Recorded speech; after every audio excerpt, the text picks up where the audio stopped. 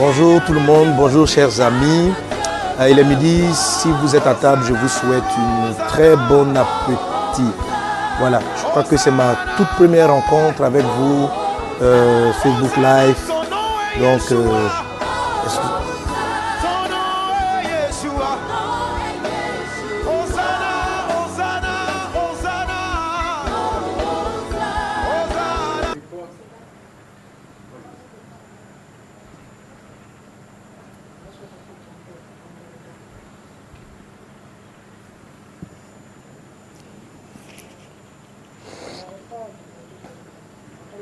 moi, personnellement, je pense que le plan doit pas être trop entier. On va approcher.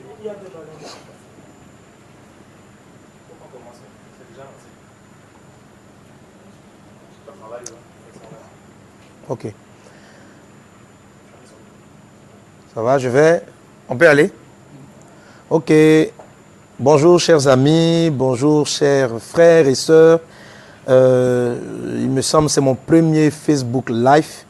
Et vraiment, en tout cas, pour tous ceux qui sont là, je suis vraiment ravi de pouvoir vous saluer pour ces petits moments qu'on va passer ensemble. Donc, aujourd'hui, en fait, c'est juste un banc d'essai. Mais on veut maintenir ce type de programme assez régulièrement. Voilà.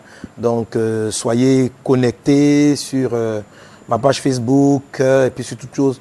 Vous serez informés en temps réel de nos prochaines rencontres. Et puis après, on va essayer de faire en sorte que ce soit très régulier. Voilà. Je veux profiter de cette rencontre avec vous pour aborder des sujets vraiment directs et puis entretenir. L'avantage qu'on a avec le live, c'est que vous pouvez me poser des questions. Je vais essayer de retenir quelques-unes, même si je ne réponds pas immédiatement, parce qu'il y a souvent un flot de questions qui arrivent.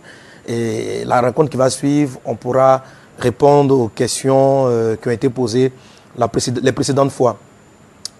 Les sujets que je vais aborder ici sont un peu différents de ceux que j'aborde à l'église.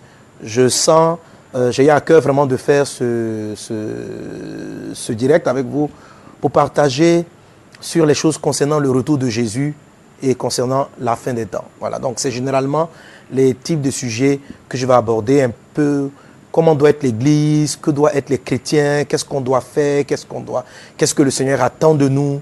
Je vais toucher des points comme la manifestation de l'épouse. Vous savez, dans le livre d'Apocalypse, il est dit l'esprit et l'épouse disent viennent. La Bible dit que Jésus-Christ vient chercher une épouse.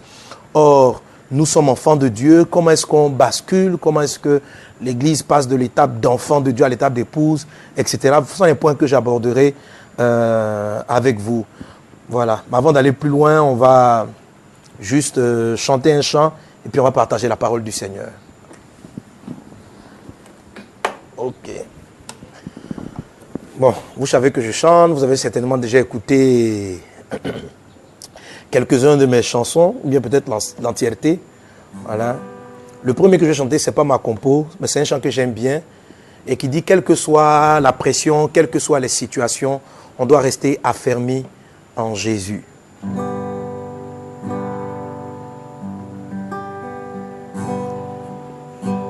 Si un ange venait m'annoncer un autre Jésus-Christ que celui qui fut cloué, je lui dirai à rien de moi.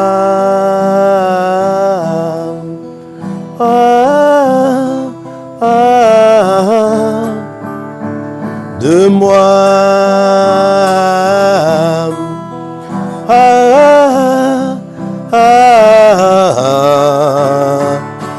Oui, moi je sais en qui j'ai cru, car lui je l'ai connu.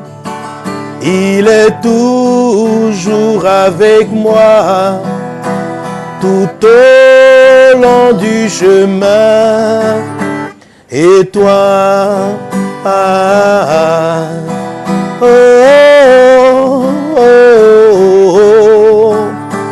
et toi,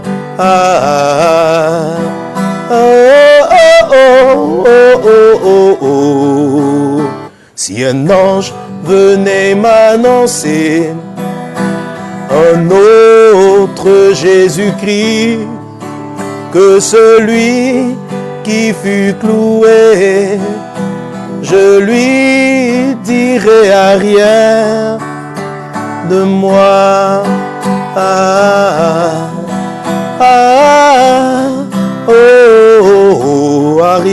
Arrière de moi.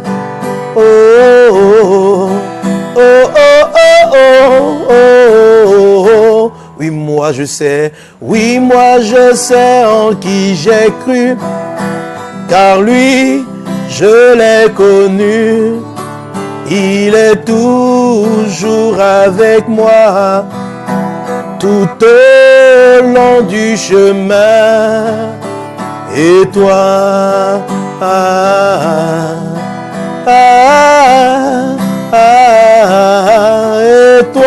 et toi,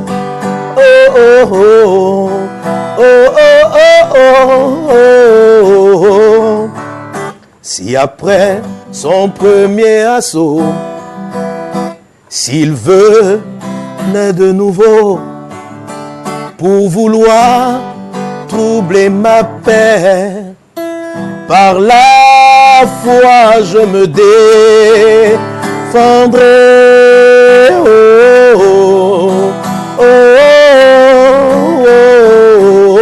Par la foi je les chasserai.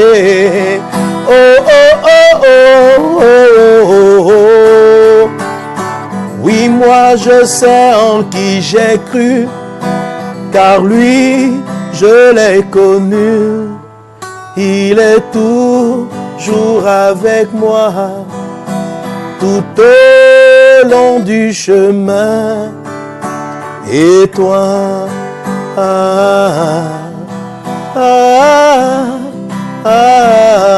oui, moi je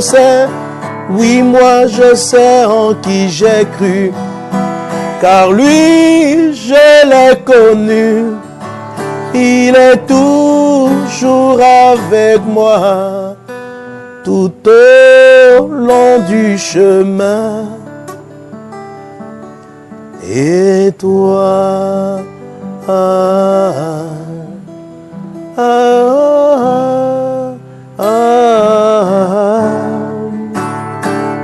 et toi. Merci Seigneur pour ta grâce, merci Seigneur pour ta fidélité. Tu es toujours avec nous sur le long du chemin. Oui Seigneur Dieu, je sais en qui j'ai cru. Nous savons en qui nous avons cru. Tu es notre sauveur, notre Seigneur, notre berger, notre conducteur. Et avec toi nous marchons. À toi la gloire au siècle des siècles. Au nom de Jésus. Amen. Amen. Okay. Merci Seigneur. Alors, comme je vous le disais tantôt en introduction, ce que j'aimerais partager avec vous dans ces directs, ce live, ce sont des enseignements concernant le retour de Jésus, la fin des temps, l'attitude de l'Église, les changements qui allaient dans le monde. Et je vous invite à lire avec moi un texte de base, le texte central, bien principal, que l'Église partage comme étant les signes du retour de Jésus. Il est dit en Matthieu 24, « Comme Jésus s'en allait aux sorties du temple, ses disciples s'approchèrent pour lui en faire remarquer les constructions. Mais il leur dit, « Voyez-vous tout cela?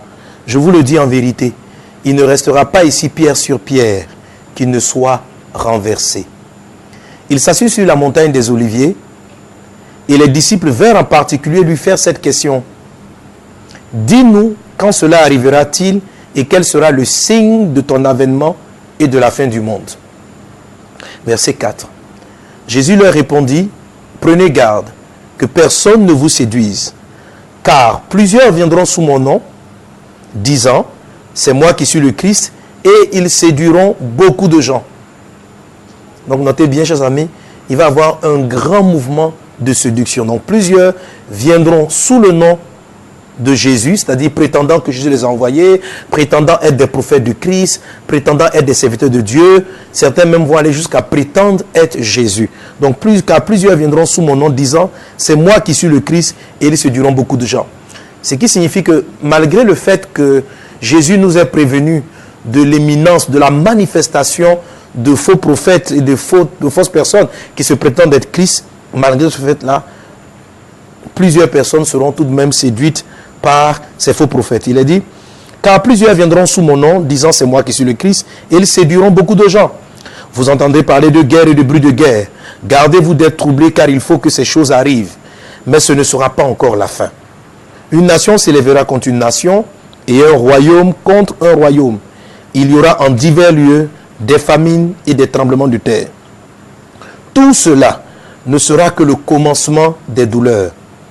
Alors, on vous livrera au tourment, et l'on vous fera mourir, et vous serez haïs de toutes les nations à cause de mon nom. Alors, aussi, plusieurs succomberont, et ils se trahiront, se haïront les uns les autres. Je veux que vous notez particulièrement le verset 10. Plusieurs succomberont. Plusieurs succomberont. Lorsqu'on parle de succomber, on peut faire référence à succomber, mourir physiquement, mais succomber aussi dans la foi.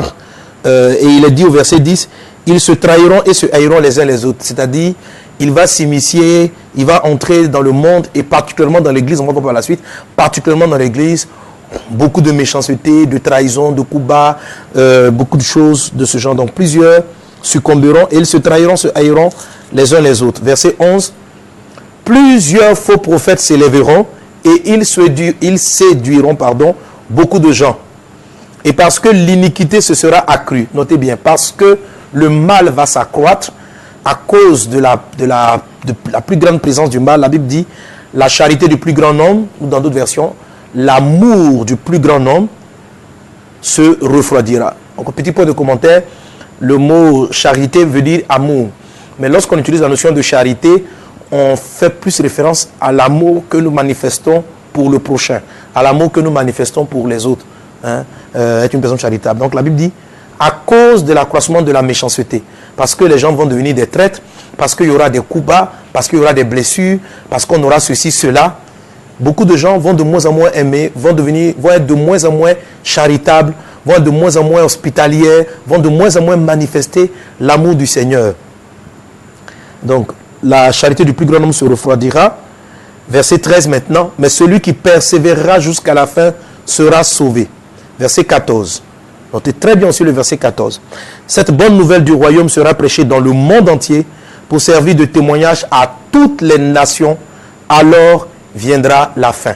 Donc cette bonne nouvelle du royaume sera prêchée à toutes les nations. Alors vient venir la fin. Verset 15.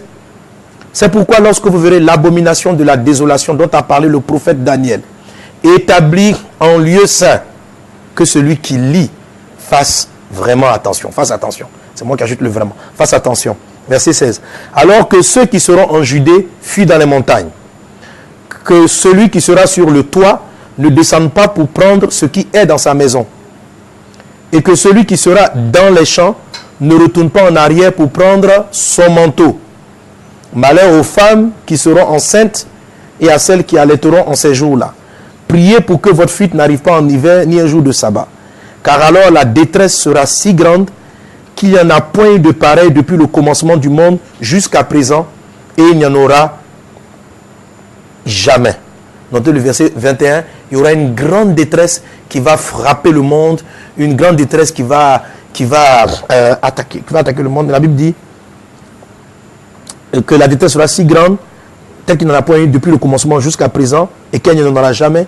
Et verset 22, si ces jours n'étaient abrégés, personne ne serait sauvé. Mais à cause des élus, waouh, si tu me suis dit avec moi, à cause des élus, à cause des élus, mais à cause des élus, ces jours seront abrégés. Si quelqu'un vous dit alors, le Christ est ici ou il est là, ne le croyez pas, car il se révélera de faux Christ et de faux prophètes, et ils feront de grands prodiges et des miracles, au point de séduire, s'il était possible, même les élus.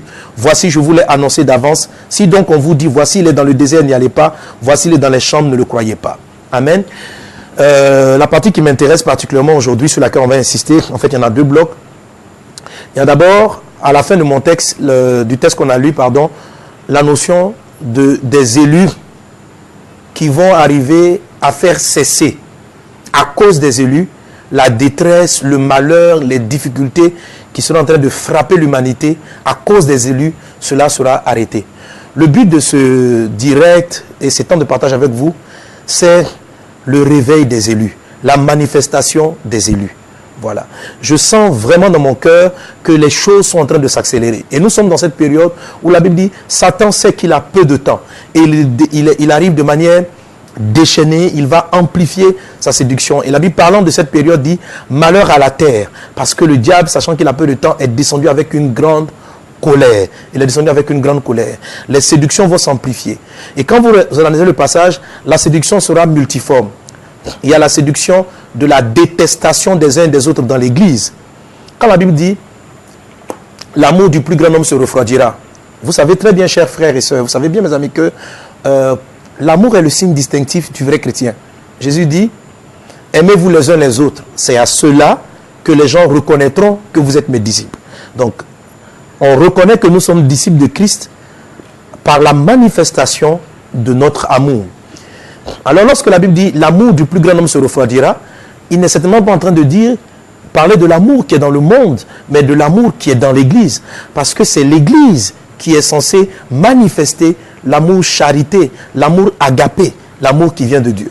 Quand la Bible dit que donc l'amour va se refroidir, il s'agira d'un effet pernicieux, perverse, qui va toucher l'église même, qui va toucher l'église. Et la Bible dit, on a lu au verset 13, mais celui qui persévérera jusqu'à la fin, c'est celui-là qui sera sauvé. Amen. Pour être sauvé, il faut croire en Jésus, il faut donner sa vie à Jésus. Mais pour ce qui est de la détresse qui va arriver à la fin des temps, la Bible nous dit qu'il faudra persévérer. Mais persévérer dans quoi? Dans la notion de l'amour. Et vous allez voir que cette notion-là est très rattachée à la manifestation des élus. Pourquoi je fais ce direct? Parce que Dieu me demande, je sens dans l'esprit que je dois déclarer ces choses afin que les élus, toi qui m'écoutes, je crois que tu fais partie de ces personnes-là, que les élus se lèvent, se lèvent, qu'ils se manifestent, qu'ils se mettent à briller, à manifester la vie de Dieu. Que dans un monde qui est en train de tomber, là où la haine, l'amertume, les troubles, les fausses prophéties et toutes sortes de choses négatives sont en train de survenir, même dans la maison de Dieu. Parce que qu'est-ce que l'une des prophéties dit? Lorsque vous verrez l'abomination de la désolation dont a parlé le prophète Daniel, établi en lieu saint, que celui qui lit fasse attention. Le lieu saint aujourd'hui, ce n'est plus le temple de Jérusalem dont la prophétie de Daniel semblait faire mention à l'époque. Parce que Jésus-Christ nous a dit, regardez ce temple, il sera détruit. Et la Bible dit ceci, parlant du temple humain, la Bible dit ceci, notre corps est le temple du Saint-Esprit. Autrement dit, ce que le Seigneur fait ressortir, c'est que le diable va arriver à pervertir jusque dans la sainteté même de l'Église, dans la crainte de Dieu dans l'Église, beaucoup de gens seront corrompus. L'Église sera la principale cible de Satan dans ces temps de la fin. Parce que c'est la lumière qui émane du peuple de Dieu. C'est la lumière, les prières qui émanent de l'Église qui font fuir les ténèbres. Satan va donc s'attaquer particulièrement à toi et à moi. Mais la Bible dit, il y a une catégorie de chrétiens, alléluia, que la Bible présente comme étant les élus. Il y a une catégorie de chrétiens que la Bible présente comme étant les élus, qui ceux-là feront fuir le diable, feront reculer les manifestations du diable. Et je prophétise, je prie dans le nom de Jésus que tu fasses partie de cette génération unique, de cette génération des élus. Alléluia. L'élu, quand vous regardez le mot grec qui est utilisé, électon, ne fait pas mention de personnes spécifiques qui ont été désignées partout un peu sur la terre. En fait, chacun travaille à son élection. La Bible dit même de travailler à son élection. La Bible dit, il y a beaucoup d'appelés, nous sommes tous appelés, il y a beaucoup d'appelés, il y a peu d'élus. L'élection est un travail sur soi. L'élection n'est pas une décision simplement délibérée du Seigneur. La décision délibérée de Jésus envers toi, c'est de t'appeler. Il dit, il y a beaucoup d'appelés. Donc, lui, ce qu'il fait, c'est qu'il appelle. Amen. Si nul ne peut venir à Jésus, nul ne peut venir à Christ si le Christ ne l'a appelé. Jésus t'a appelé, c'est la raison pour laquelle tu me suis maintenant. Jésus t'a appelé, c'est la raison pour laquelle tu as répondu oui à l'appel et tu viens à l'église et tu l'adores et tu le célèbres. Mais il y a beaucoup d'appelés, il y a peu de lui maintenant. Qu'est-ce qui va faire la différence entre les gens qui sont appelés et ceux qui vont rentrer dans l'élection? C'est-à-dire cette catégorie de croyants, de chrétiens qui sera à même de faire reculer les manifestations du diable. Quelle est la particularité de ce type d'élus? Il faut savoir déjà que les élus sont des appelés, mais qui ont un travail supplémentaire, un travail complémentaire dans leur vie, dans leur foi, dans leur détermination. Les élus sont ceux-là qui persévèrent jusqu'à la fin. lorsque l'amour du plus grand homme se refroidira, ces gens de chrétiens garderont l'amour. Malgré les trahisons, malgré les haines, malgré les coups bas, malgré les coups de la vie, les élus sont des personnes qui vont choisir de continuer d'aimer, de continuer de pardonner les méchancetés, de continuer à faire le bien, de continuer à manifester l'amour de Christ. Ce sont les élus qui, malgré la séduction, l'amour qu'il y a dans le monde, la Bible dit, cette bonne nouvelle du royaume sera prêchée jusqu'au recoin de la terre. Alors viendra la fin. Qui sont les élus? Ce sont ceux-là qui, en dépit des circonstances financières, matérielles ou autres, garderont la flamme allumée et iront des nations en nations vers les peuples les plus reculés pour prêcher le Christ, pour annoncer Jésus, pour annoncer qui est le Christ. Voilà un peu le type de sujet, le genre de sujet que nous allons aborder pour que Dieu réveille, que Dieu manifeste l'élection qui est en toi. C'est toi qui, de manière délibérée, de manière volontaire, va décider de t'inscrire dans le process de l'élection. Et une phrase que j'avais dite au début, je parlerai durant cette période donc de la manifestation de l'Église en tant qu'épouse. Est-ce qu'on est ensemble? J'espère que vous me suivez très bien. De la manifestation de l'Église en tant qu'épouse. Amen. Je le dis encore, je crois que si le Saint-Esprit t'a connecté à ce moment, c'est que quelque chose doit se passer dans ta vie, c'est que tu fais partie certainement de ceux qui sont élus par le travail que tu vas faire sur toi-même. Amen. Pour que la gloire de Dieu, la vie de Dieu soit manifestée pleinement dans le nom de Jésus. Amen. Et la Bible donne encore un autre titre aux chrétiens qui seront parvenus à la dimension de l'épouse, à la dimension des élus. Je n'ai pas encore dit le mot épouse, mais j'en arrive. Hein. Je vous amène encore à me lire avec moi le livre de 1 Jean, chapitre 3.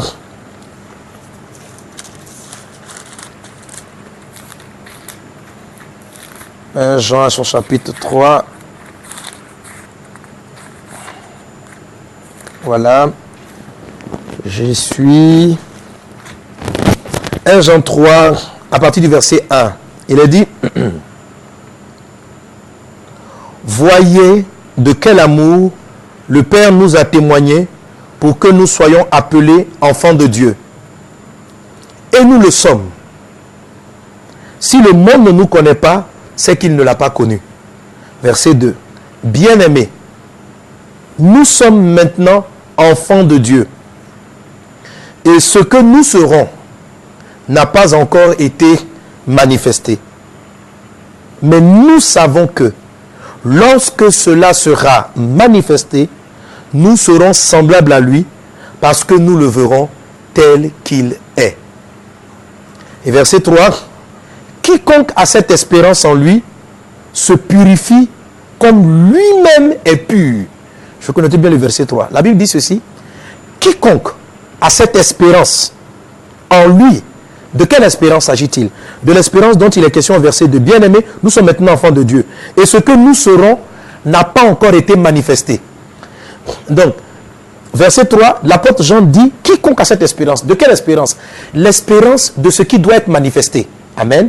Suivez-moi très bien, suivez-moi bien. Je reprends le verset 2. Bien-aimés, nous sommes maintenant enfants de Dieu.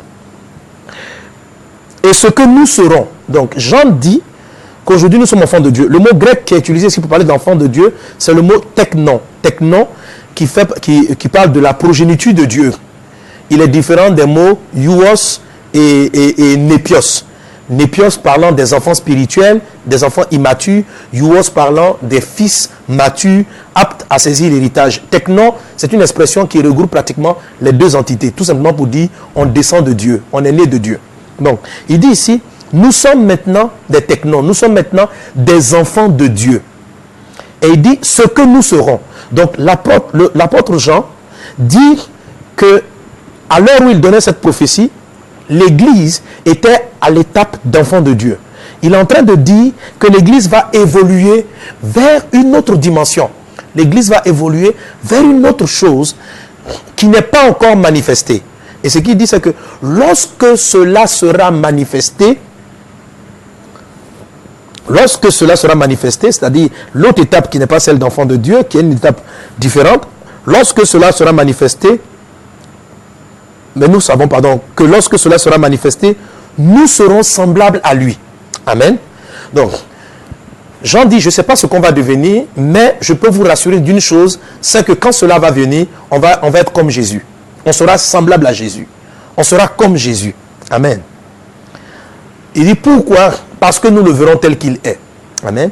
Lorsqu'on lit ce passage, effectivement, plusieurs peuvent être amenés à dire certainement qu'il s'agit de l'enlèvement. Et c'est ce en quoi je croyais. Lorsque nous serons enlevés, nous serons avec lui, nous le verrons tel qu'il est et nous serons comme lui. Donc nous sommes enfants de Dieu tant que nous sommes sur la terre et nous allons devenir autre chose au ciel lorsque nous serons auprès du Seigneur. Effectivement, on peut aborder ce texte sous ce temps de lecture.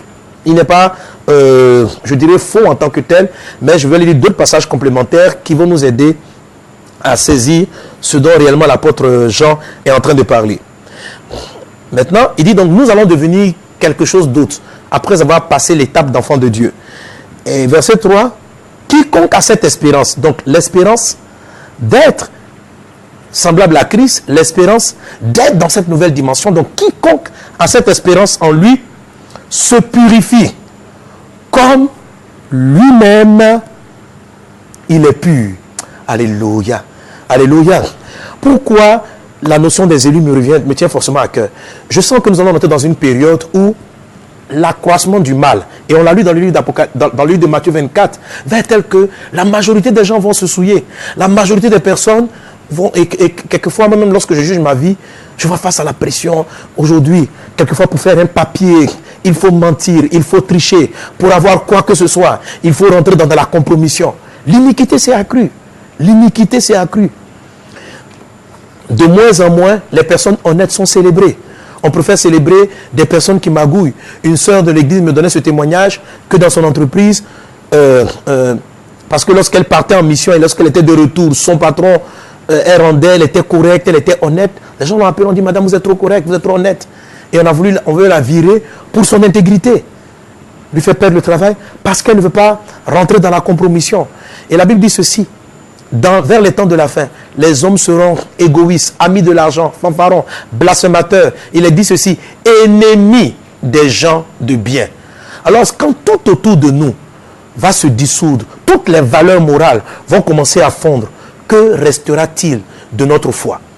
Et les valeurs morales, les valeurs spirituelles, la crainte de Dieu étant en train de disparaître, nous sommes dans cette période dont parle le livre de Matthieu 24.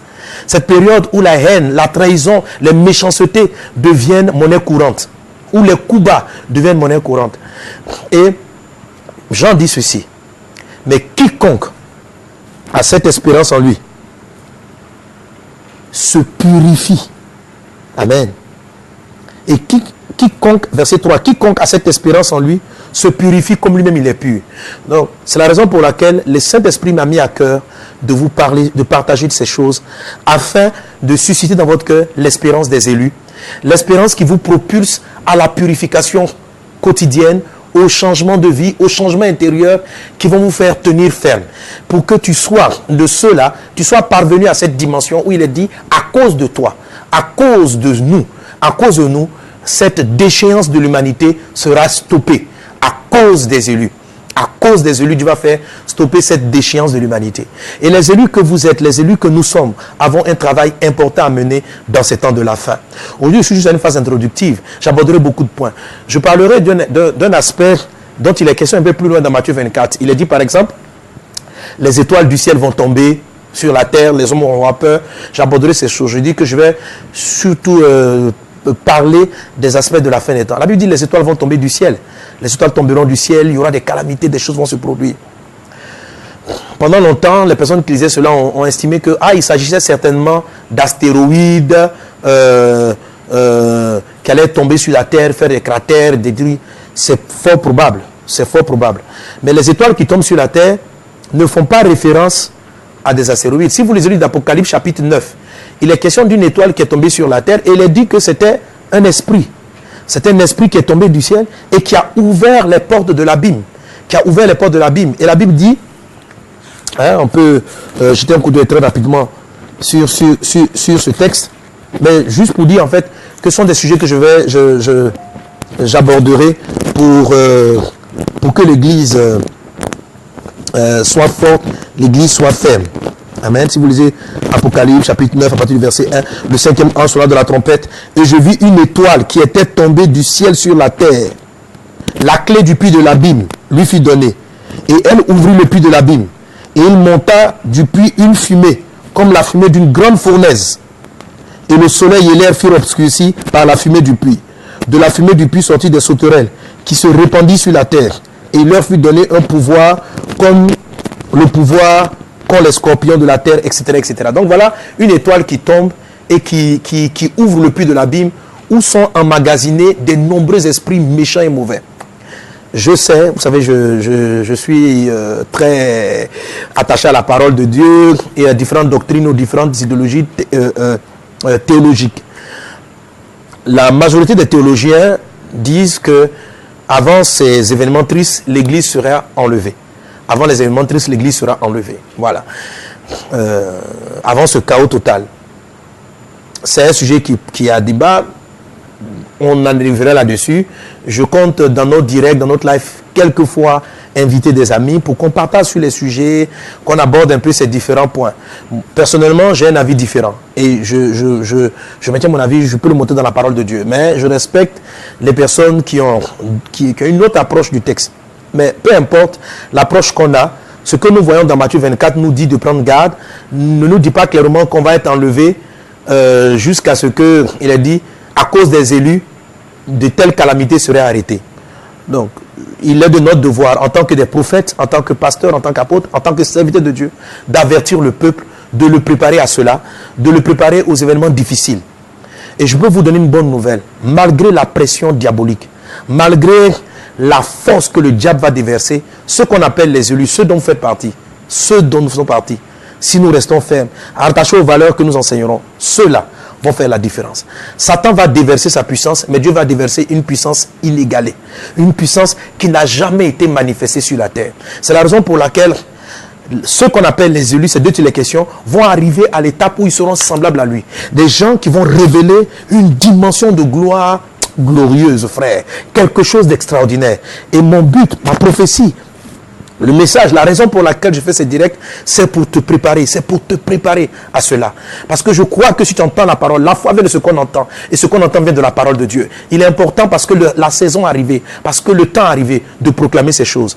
Dernièrement, je regardais sur Facebook, pardon, une petite vidéo sur YouTube, je ne sais pas si c'est un montage, je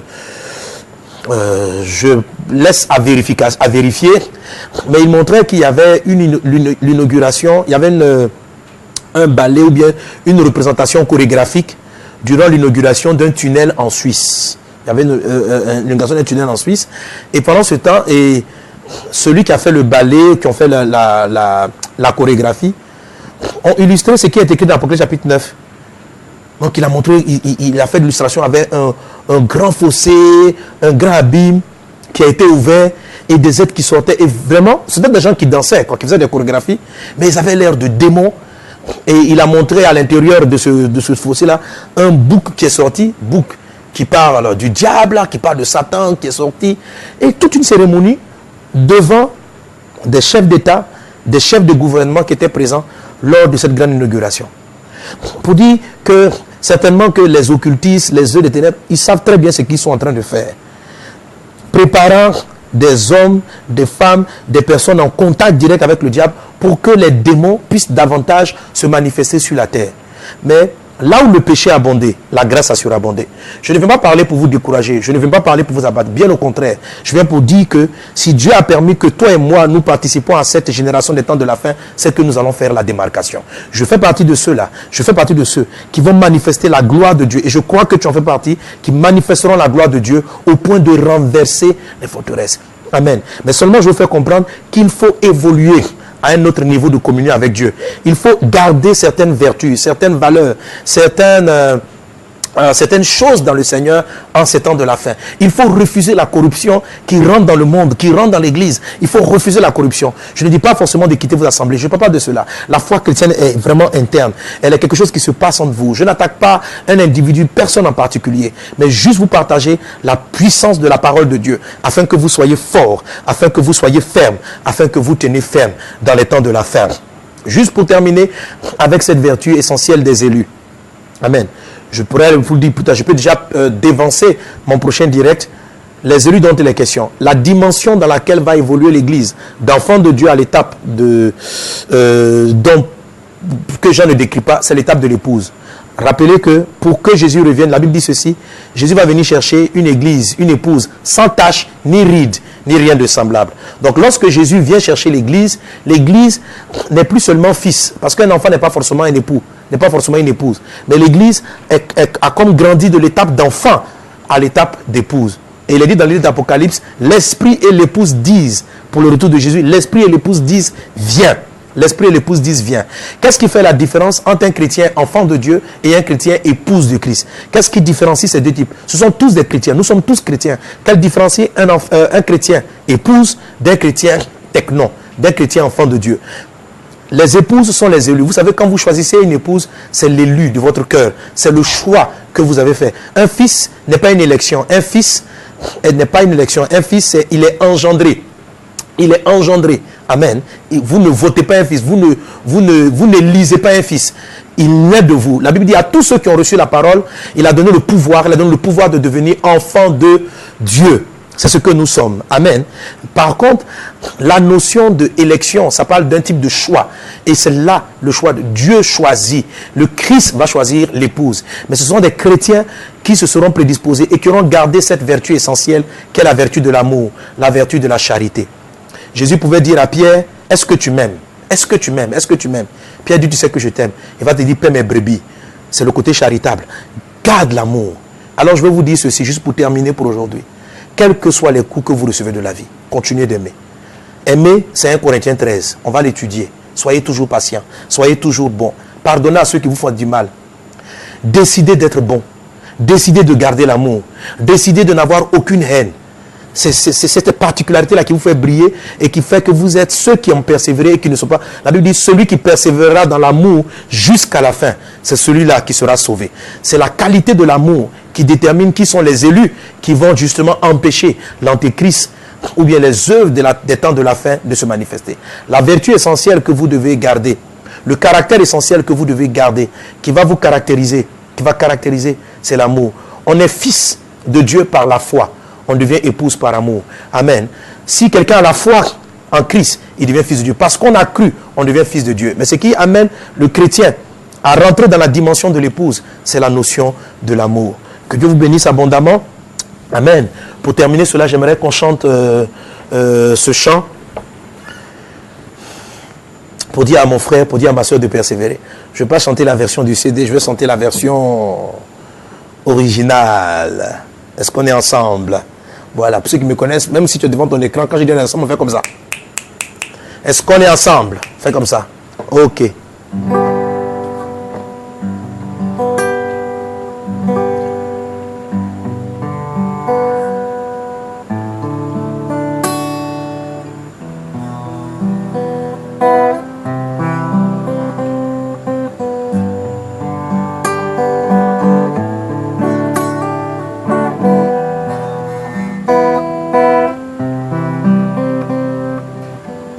Le combat est long, la voie est difficile.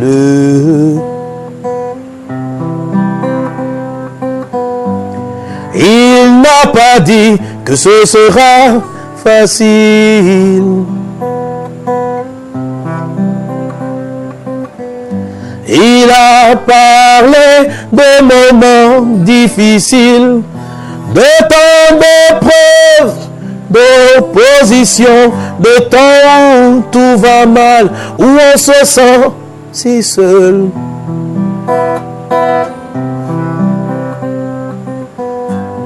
Il n'a pas dit que ce sera facile. Non, non, non, non. Jésus n'a jamais dit que ça allait être facile. Pourtant, à cause des épreuves, tu t'es découragé.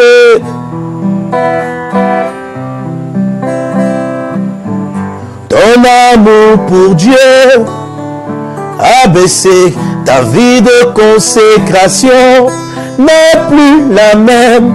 Tu passais du temps à chercher ton Dieu, à toutes tes connaissances. Tu parlais de Christ. Il n'a pas dit que ce sera facile, mais l'impression t'ont changé. Relève-toi, enfant de Dieu, relève-toi, élu de Dieu. Quel que soit le mal, ne décourage pas, quels que soient les coups, relève-toi, persévérer, persévérer, persévérer, tu dois persévérer, oh persévérer, sévérer, persévérer, tu dois persévérer, persévérer, persévérer, persévérer, persévérer, persévérer.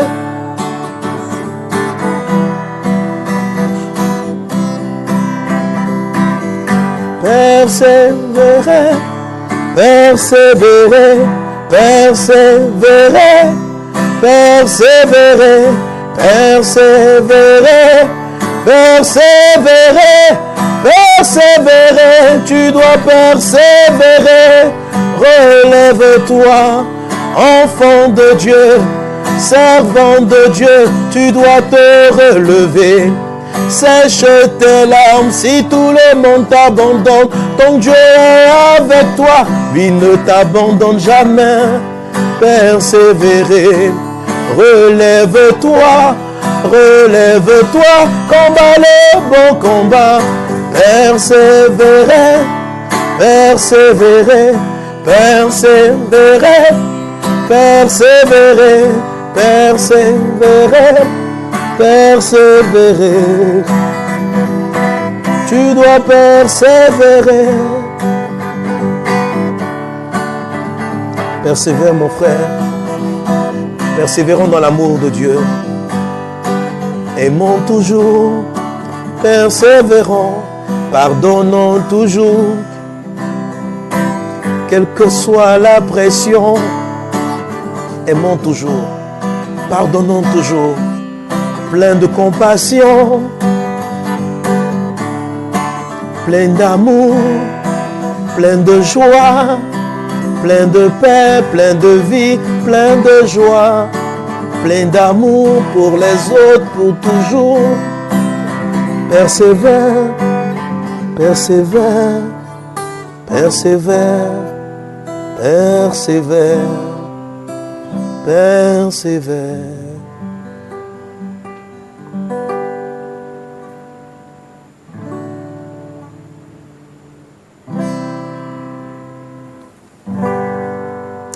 Alléluia. Que Dieu nous donne la grâce de persévérer, que nos cœurs s'attachent au Seigneur, quelle que soit la pression.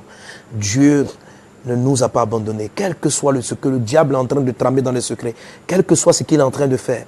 Dieu a pourvu. Aucune tentation, aucune épreuve n'est au-dessus de la force et de la grâce que Dieu a prévue pour son peuple. Puissions-nous la voir, la recevoir et nous redresser dans le combat et continuer le bon combat. Que Dieu vous bénisse abondamment.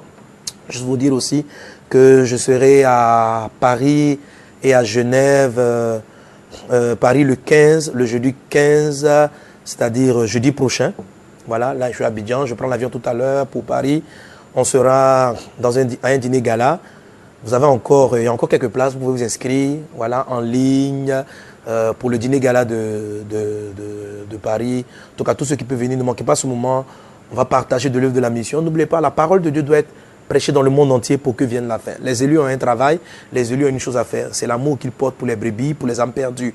Donc ne manquons pas la rencontre de Paris. Vous avez on va vous donner toutes les indications. Ça sera au Palais des Congrès de Montreuil. Voilà, le 15. Et le lendemain, le 16, je vais directement, donc, sera à Genève pour un séminaire à l'hôtel Novotel. Vous avez les différents détails pour l'adresse exacte. Ça sera vraiment ma première fois, mon tout premier séminaire en Suisse. Vraiment, j'attends ce moment avec joie. Je connais déjà la Suisse, je l'ai déjà visité. Et là, vraiment, venir partager la parole de Dieu avec mes frères et sœurs de la Suisse, de Genève. Que Dieu vous touche, venez de partout, que vous soyez à Zurich, Lausanne, en tout cas partout où vous êtes. N'hésitez pas à déplacer-vous pour qu'on ait un merveilleux week-end à Genève ensemble. Voilà, que Dieu vous bénisse et puis à très bientôt. Donc, comme je l'ai dit, ça sera la rencontre Facebook live. Notre rencontre sur live sera assez régulière. Je vais essayer de m'organiser pour que on pourra vous dire à un moment donné chaque semaine, chaque 2 semaines ou en tout cas quelque chose d'assez fréquent, régulièrement. Voilà. Bien sûr, je sais que ce sont des choses qui sont enregistrées. Vous pourrez les réécouter pour mieux comprendre, revisiter les textes et les versets qu'on a touchés. Que Dieu vous bénisse et à très bientôt. En tout cas, pour ceux qui sont à l'heure de Côte d'Ivoire, bon après-midi. Voilà, tout à l'heure, j'ai dit bon appétit, c'est pour ceux qui sont en Côte d'Ivoire. Il y en a qui ne sont pas à l'heure de manger. En tout cas, quel que soit ce que vous faites, que Dieu bénisse ce que vous êtes en train de faire. Et puis à très bientôt. Voilà. Au revoir.